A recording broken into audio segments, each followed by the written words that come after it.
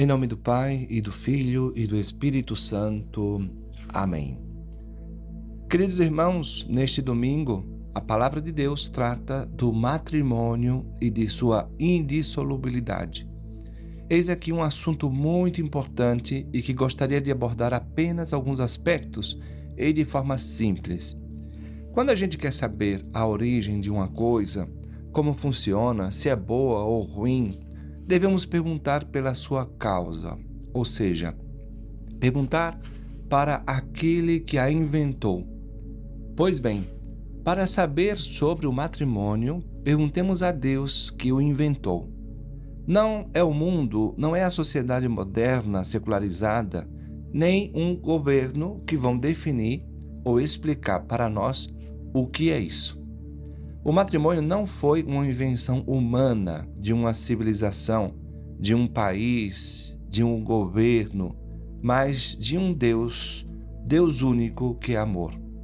E ele, desde o começo, os fez homem e mulher, e quis que existisse amor entre eles e que esse amor fosse fecundo. No mundo cada vez mais tecnológico, se criou uma mentalidade aversiva ao que é antigo, porque disse que é ultrapassado, antiquado. No entanto, nem sempre é assim. E o matrimônio é uma daquelas coisas antigas, tão velhas quanto o homem e a mulher, que nunca será ultrapassado, nunca será velho.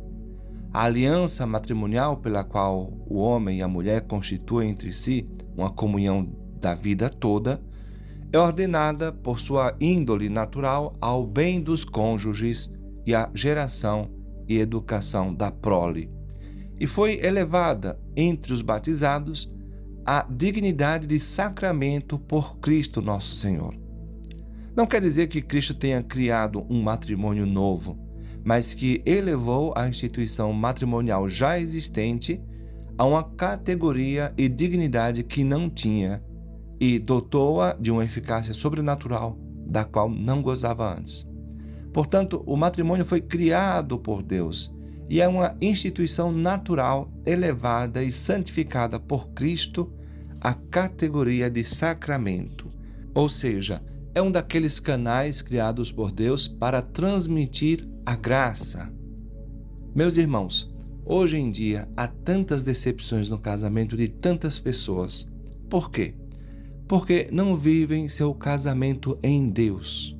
Porque não vivem seu casamento no verdadeiro e grande amor que é Deus, mas confundem amor com muitas outras coisas, como por exemplo o sexo. E o amor é muito mais do que isso. O amor está primeiramente na vontade e não nas emoções ou nas glândulas das pessoas. A grande ilusão dos apaixonados é acreditar que a intensidade da sua atração sexual é a garantia da perpetuidade do seu amor.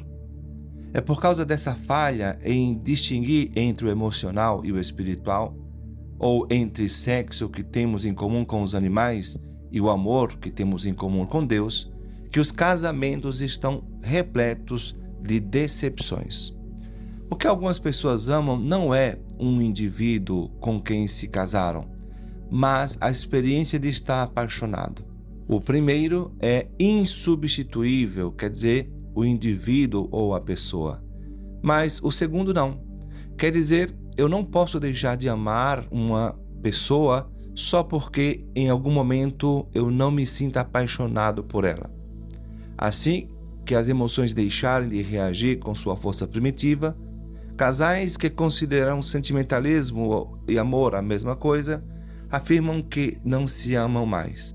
Se é assim, eles, na verdade, nunca amaram a pessoa, só amavam ser amados, o que é a forma mais elevada de egoísmo. O casamento baseado em paixão sexual dura apenas quanto a paixão animalesca durar. Dentro de 2 anos, talvez, a paixão animalesca de um pelo outro talvez morra.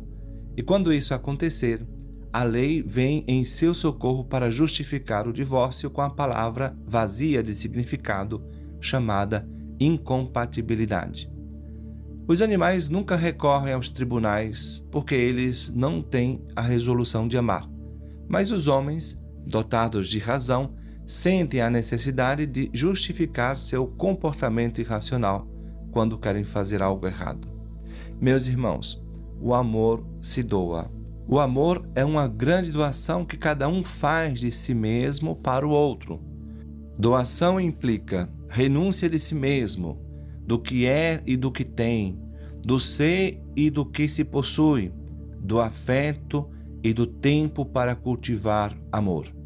Não se casa somente uma vez para sempre, se casa todos os dias.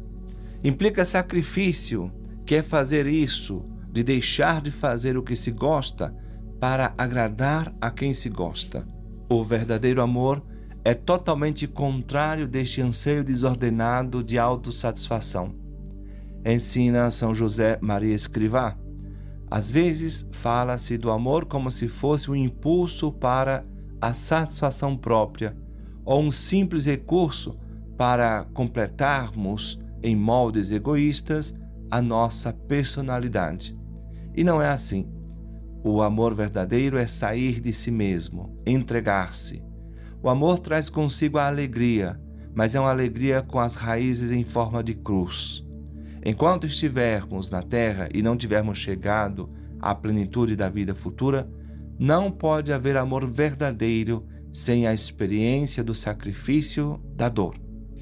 Uma dor que se saboreia, que é amável, que é fonte de íntima alegria, mas que é dor real, porque supõe vencer o egoísmo e tomar o amor como regra de todas e cada uma de nossas ações.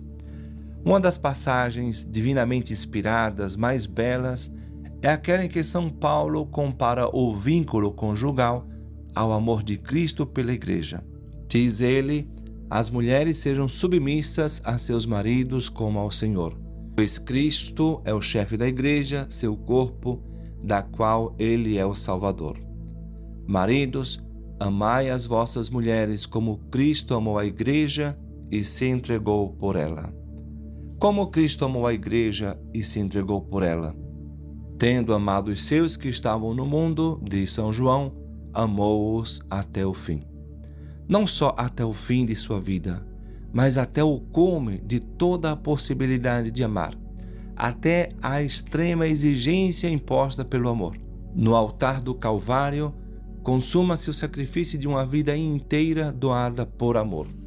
A entrega de Jesus pelos seus, pela Igreja. É sem dúvida um amor alegre, mas revela-se em forma de cruz. No altar do leito conjugal e da convivência diária, do mesmo modo, consuma-se outro sacrifício de amor, a entrega matrimonial. Esta também é uma oferta bela que traz consigo a alegria, mas sem dúvida não é fácil de ser feita. Assim como foi difícil para Jesus encarar o sofrimento da cruz, nesta vida os filhos de Deus que se unem em matrimônio também são chamados a entrar no Getsêmani. No Horto das Oliveiras, há quase 2000 anos, Jesus entrou em agonia e seu suor tornou-se como gotas de sangue a escorrer pela terra. No Vale de Lágrimas, que é o mundo, hoje os casais são chamados a doar as suas vidas, renunciando a si mesmos em prol do outro e dos seus filhos. O matrimônio não foi feito para que o indivíduo se faça feliz. Ele foi concebido para que o homem e a mulher, fazendo-se instrumentos do amor divino, daquele amor com que Cristo amou a sua Igreja, façam-se felizes um ao outro. O casamento cristão não foi instituído para o egoísmo, mas para a formação da família, pela qual os pais devem se gastar dia após dia, como Jesus se gastou pelos seus. Que os casais não se esqueçam destas palavras que devem moldar a verdadeira paternidade. Não pode haver amor verdadeiro sem a experiência do sacrifício. No amor erótico ou egoísta, os fardos uns dos outros são considerados impedimentos à felicidade. Mas no amor cristão, os fardos se tornam oportunidades para servir. É por isso que o símbolo do amor cristão não é um círculo limitado em si mesmo, mas a cruz com seus braços abertos ao infinito para abraçar toda a humanidade que estiver ao alcance. Para amar, devemos seguir o exemplo.